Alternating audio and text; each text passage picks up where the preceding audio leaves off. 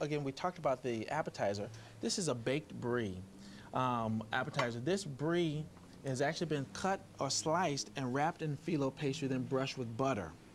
The other items that will accompany it are grilled pears, fresh raspberries, and then I have some mixed greens that will actually go on the base of the plate to align the brie.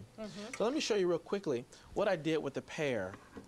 Is basically I cut the pear in half, and you can actually grill them whole. And if you have a core, you can do it a different way as well. But this is very simple, again, very easy, where you're just taking out the center of the pear. Then I've sliced the pear. Let's turn the grill on.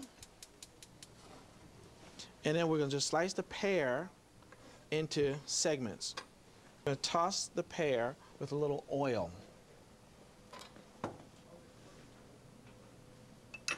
This is going to help the pear when it grills up really nicely. Instead of marinating, a lot of times you marinate meats and different things. But this, we're going to just let this coat lightly with the oil.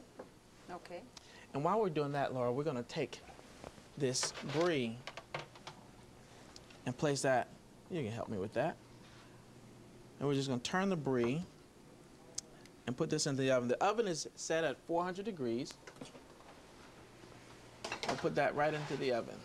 Now, Terence, I know phyllo dough comes in, I don't know how many thicknesses, how many, it's paper thin, how many sheets do you use? This is approximately 4 sheets. Okay. Or 4 layers, because you're not actually using a whole sheet. If you're using a whole sheet, you're probably using 2 sheets, or basically 2 sheets cut in half to give you the 4 layers of the dough, because you want it to crisp, you want it to brown without the cheese oozing out too fast. Right. So you want to make sure it's sealed nicely with the butter at the very end. Okay. So, as we have our grill getting hot, and I actually have some pears that are already grilled, but we would place these on the grill. Hear that? Nice grill. You get nice grill marks on the pears also. And as you see, those pears have been grilled. You have the nice grill marks on them. And it's just from the oil. Again, it creates a caramel. Most of your fruits will actually grill up real nicely because they're releasing the sugars, the natural sugars in the fruit, which allows the caramelization, which is very nice.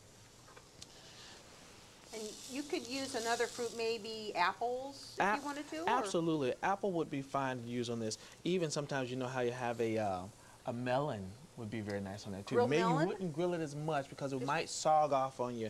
It may get real soft, so you don't want to do that as long. Okay. And of course, I'm using my hands, Laura. Everybody couldn't do this. I know that. These are nice. You see the nice grill marks on them. You don't want to cook them too much.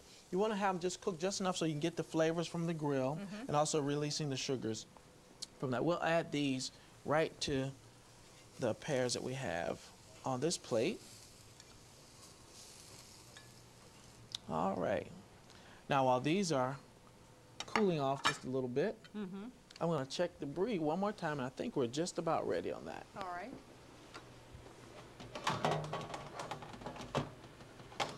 And brie goes with everything. Brie goes with everything. I don't care what they say. I'm going to set this right here. Wow. You see how nicely that did? Browned up nicely, where the cheese is slightly coming out the side, which is okay. You just don't want it to come all the way out. You want it to have a little bit of shape, a little bit of form left in it. These greens are just going to use as a base for the plate. We're not actually going to use any dressing on them because we don't want to change the flavor of the brie. We want that brie to have a nice presentation on it as well.